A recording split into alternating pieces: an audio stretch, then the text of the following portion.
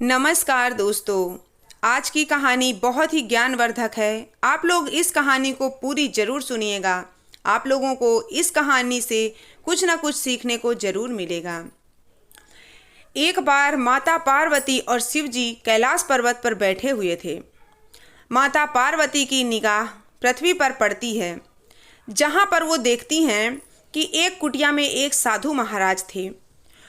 उनके पास एक कुत्ता था। वो साधु महाराज उस कुत्ते को पाल करके रखे थे। उसी टाइम माता पार्वती देख रही थी कि वो कुत्ता घूमते घूमते भटकते भटकते एक गांव में पहुंच जाता है। जब वो गांव में जाता है तो उसे 5-6 कुत्ते घेर लेते हैं, क्योंकि ऐसा होता है ना कि जब कोई भी कुत्ता किसी भी जगह जाता है तो वहाँ के जितने कुत्ते होते हैं उसको अजनबी समझ के उसको भौंकने लग जाते हैं और उसके पीछे पड़ जाते हैं। उसी प्रकार उस कुत्ते के साथ भी हुआ। उसके पीछे कुछ कुत्ते पड़ गए। वो बेचारा डर गया और डर के वहाँ से भाग के आ करके कुटिया पहुँच गया साधु महाराज के पास। ये माता पार्वती देख रही थी। फिर दूसरे दिन माता पार्वती ने देखा कि वही कुत्ता उसी कुटिया के बाहर जो रोड थी उसी में जितनी गाड़ियाँ आ रही थी सबके पीछे दौड़ लगा रहा था। जो भी गाड़ी निकले, जो भी पैदल निकले, उसको भौंक रहा था और उन गाड़ियों के पीछे पीछे भाग रहा था। उसको मिल कुछ नहीं रहा था। जैसे ही गाड़ी में अगर कोई लोग हैं, अगर वो कुत्ता भौंका, अगर वो रुक भी गए तो कुत्ता वापस लौट आता था। लेकिन ये काम वो पूरा दिन निरंतर करता रह गया। सुबह से शाम हो गई लेकिन उसका ये काम ख़त्म नहीं हुआ। उसका राहगीरों पर भौंकना बंद नहीं हुआ। माता पार्वती चुपचाप ये सब देख रही थी।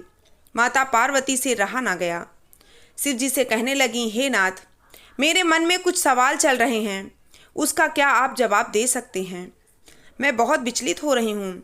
एक ही जगह पर एक ही इंसान या एक ही जानवर के साथ दो प्रकार के कैसे हो सकते हैं?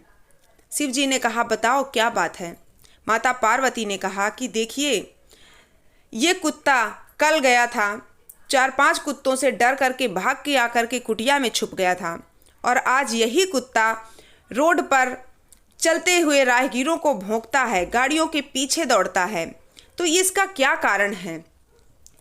कल वो भाग करके आया और आज गाड़ियों के पीछे भाग रहा है। इसका मुझे कुछ न कुछ तो आप बताइए कि ये कारण क्या है।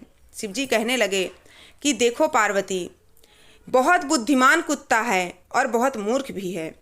इससे इंसान को बहुत कुछ सीख मिल रही है। ये जानिए कि अगर इंसान को पता चल गया इस कुत्ते की बातें कुछ, तो शायद इंसान जिंदगी में कभी दुखी नहीं रहेगा और सही रास्ता चुनेगा। माता पार्वती ने कहा कि आप मुझे बताइए कि आखिर ये सब हो क्या रहा है।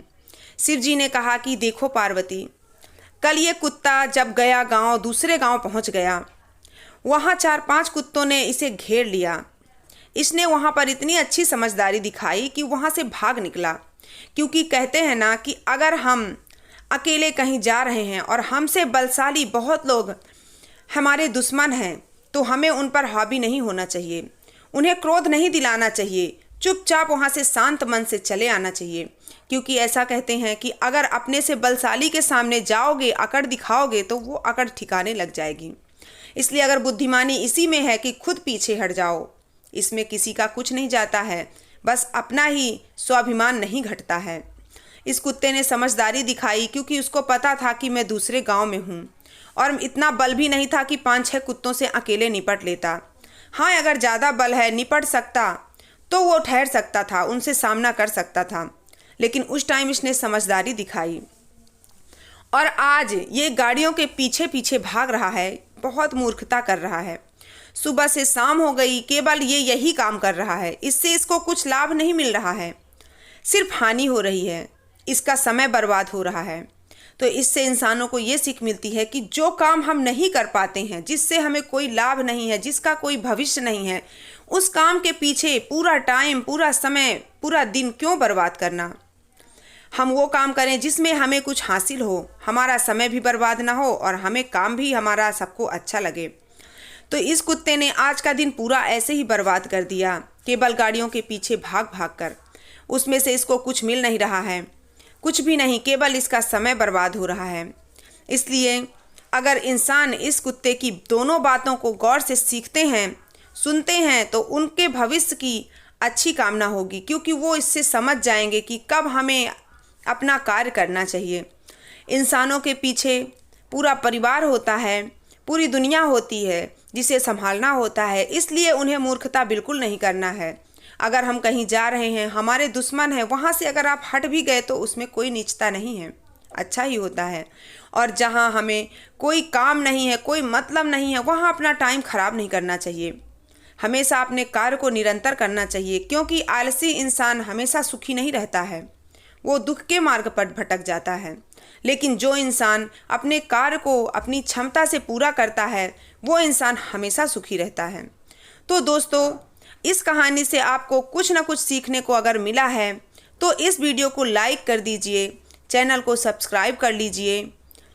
मिलती हूँ दूसरी अच्छी सी वीडियो में, तब तक अपना ख्याल रखिए।